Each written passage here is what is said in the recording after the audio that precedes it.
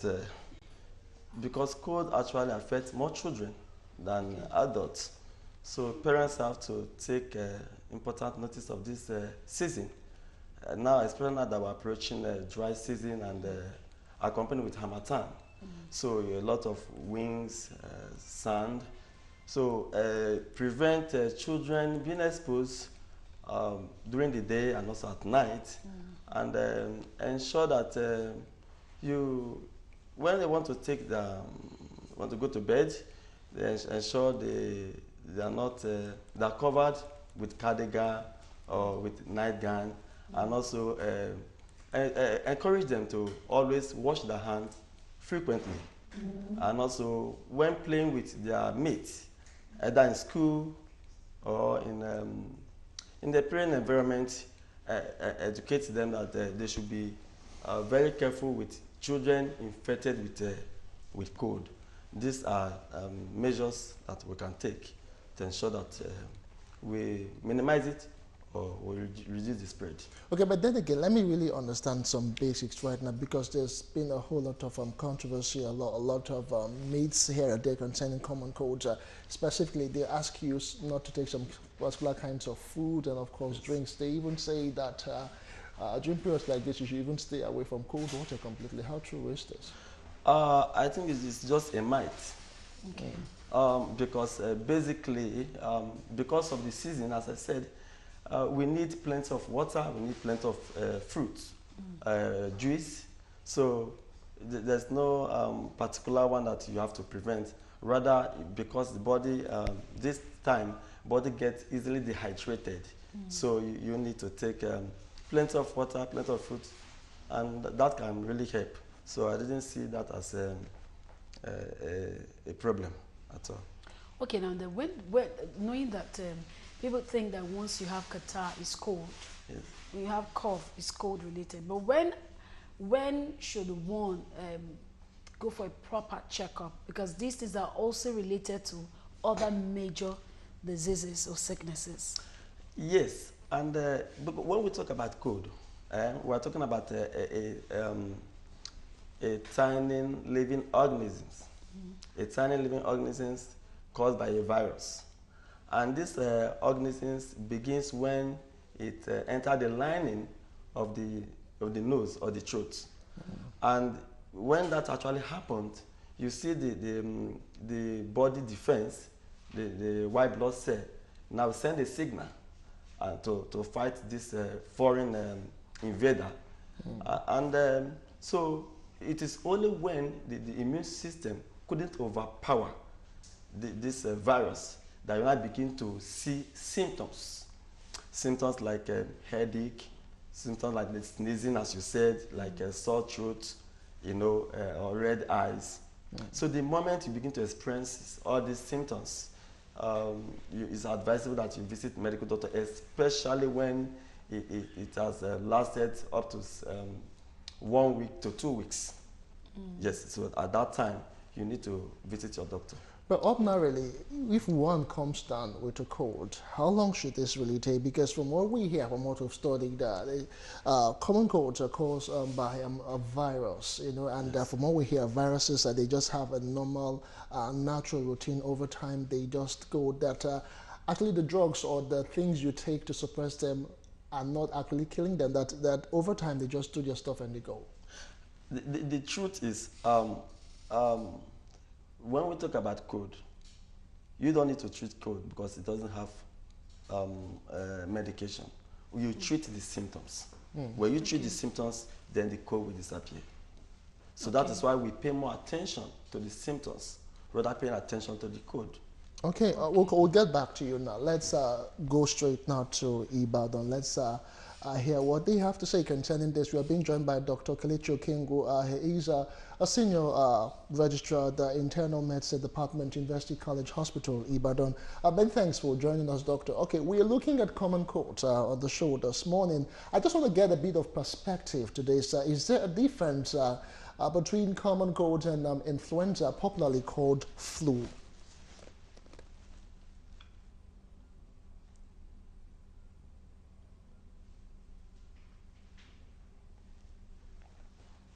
Hello, doctor. Did you get the question I just asked?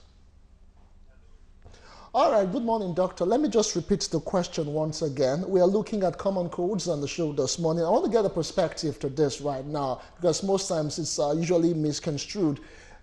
When we talk of common cold, is it the same thing as influenza, popularly called flu?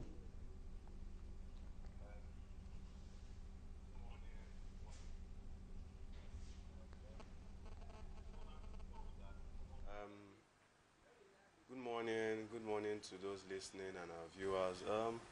It's important to know that common cold, technically speaking, is not the same thing as influenza. It's not the same thing as influenza. Mm, it's important to know that though both of them are actually caused by viruses, the influenza virus in itself is different from the common causes of common cold. So, what symptoms can a patient present that would actually say for sure that he or she has common cold?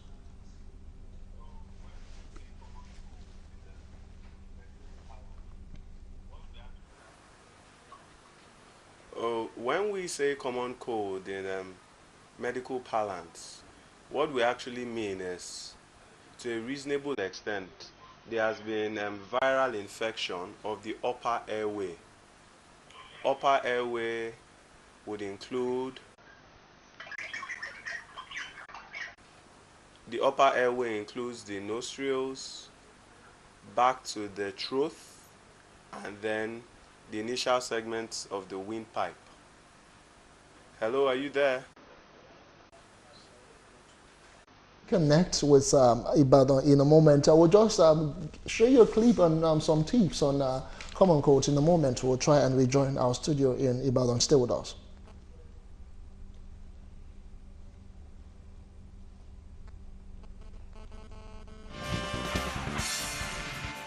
What is a common cold? The common cold is brought on by a viral infection. Over 200 types of viruses can cause the problem. Some symptoms include runny nose, sneezing, headache, raised temperature, sore throat, cough, and even reddened eyes. There is no cure for it, and antibiotics have no effect against the viruses. Cold remedies do nothing to fight the virus, but sometimes they can provide a little relief. The common cold is spread in air, as tiny mucus droplets coughed or sneezed by those infected, also from person to person through contact, such as shaking hands or sharing objects like cups or silverware.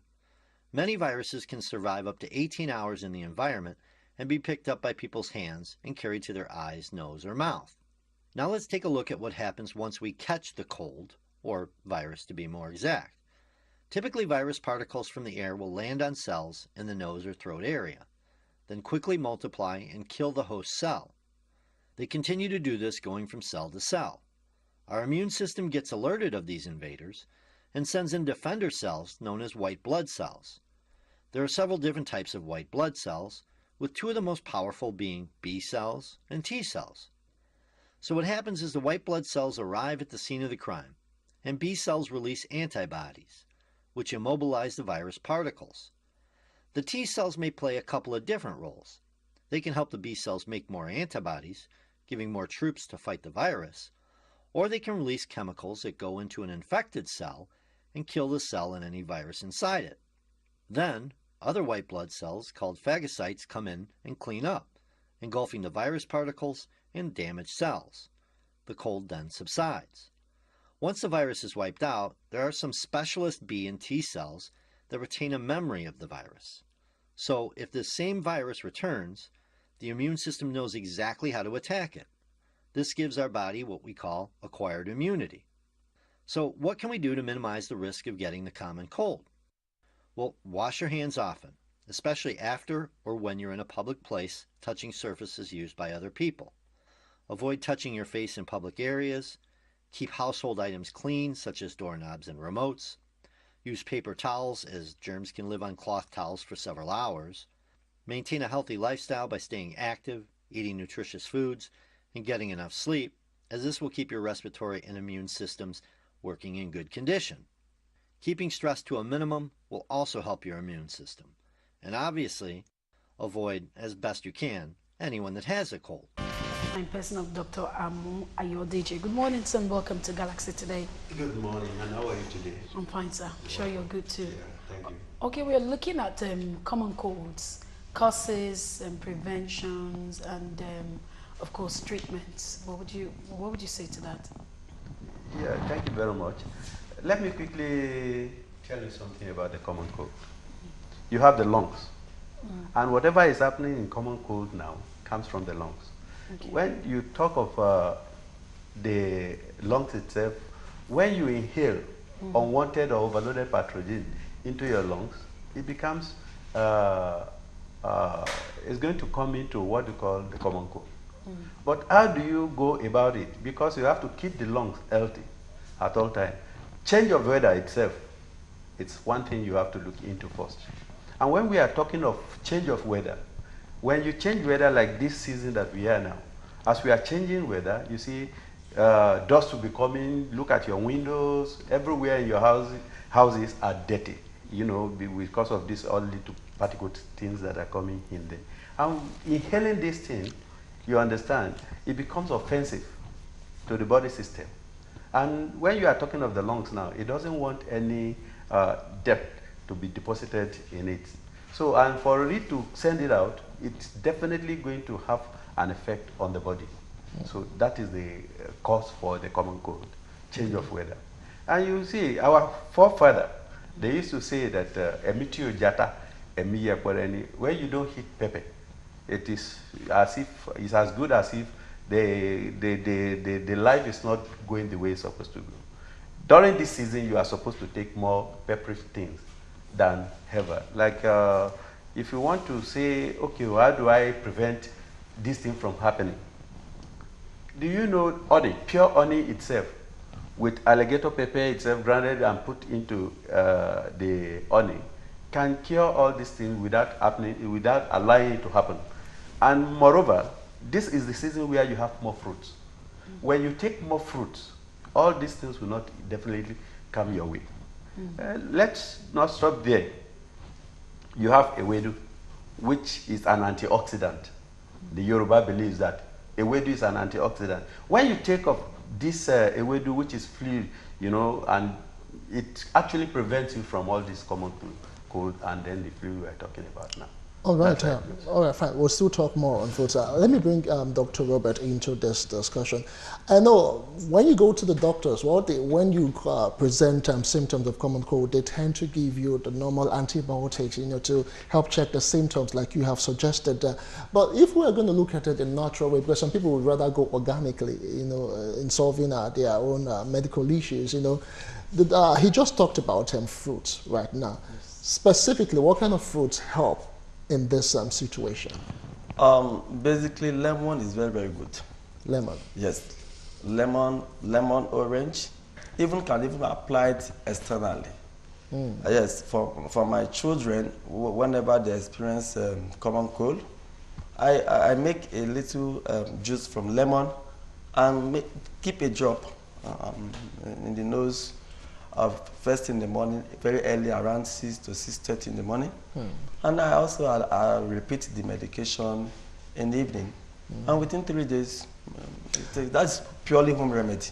Okay, but sorry, Uche, another issue, you know, when we talk about alternative medicine and of course the normal, not normal, right? The orthodox medicine, they're all normal, right? Don't get me wrong. Yeah. It's that most people tend to say that one of the reasons why they don't really understand or not really want to advise for alternative medicine is as regards dosage and doses. Really, how would you know exactly how many cups or how many drops of lemon would work, and for how long? Is it the morning, afternoon, night? How does it really work? That's exactly one thing that we really need to understand and also address the general public.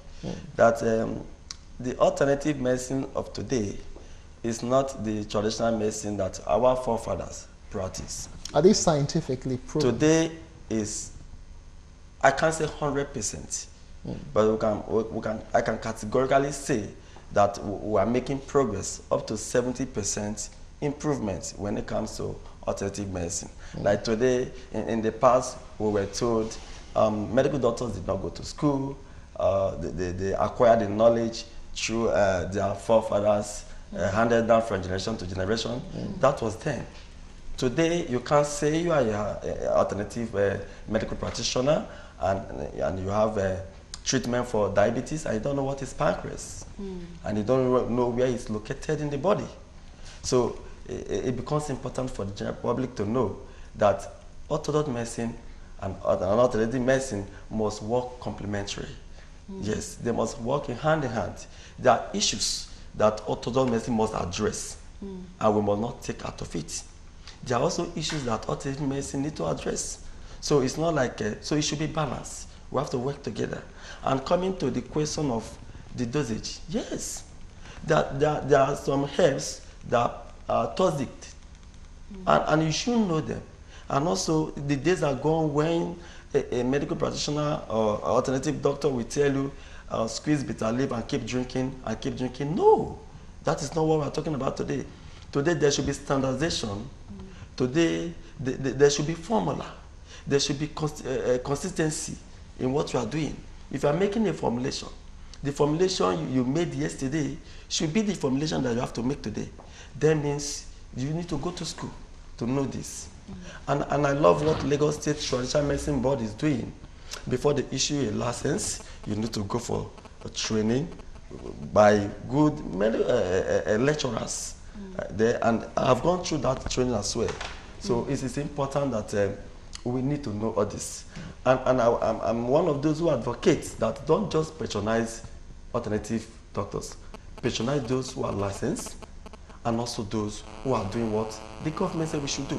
Yes. How would you find that? How would you be able to differentiate those who are licensed and those who are not licensed? Yes. Number one, when I see my heart bleeds when I see people hawking abo in Lagos streets. Don't patronize them. These are not the kind of people that we need to patronize because they are not doing us a favor.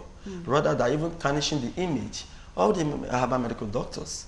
Yes. And also, every medical doctor practicing in Lagos, I can tell you, must be licensed by Lagos State Traditional Medicine Board, which is renewable every year.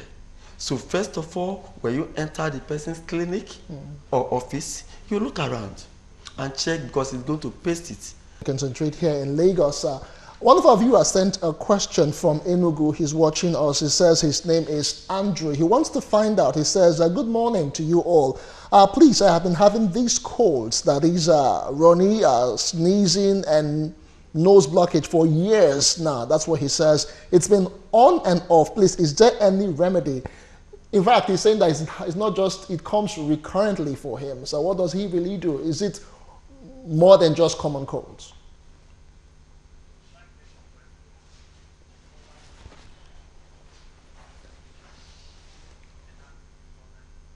If I get your question, a caller from Enugu or a message from Enugu, he's been having recurrent cold with sneezing on and off for many years.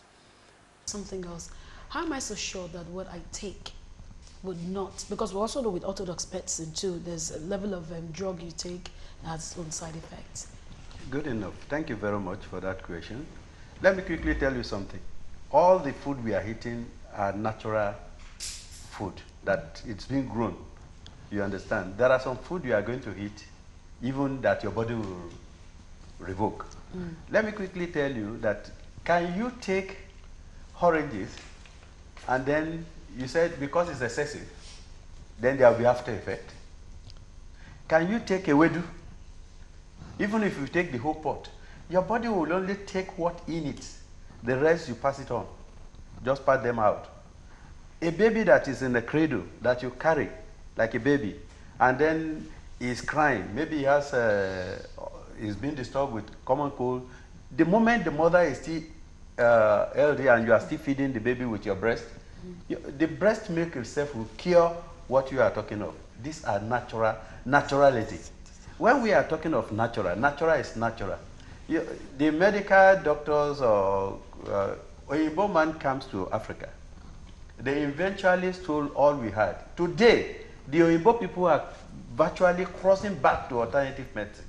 That's why you see all this FOMO, Tianchi, and all other things.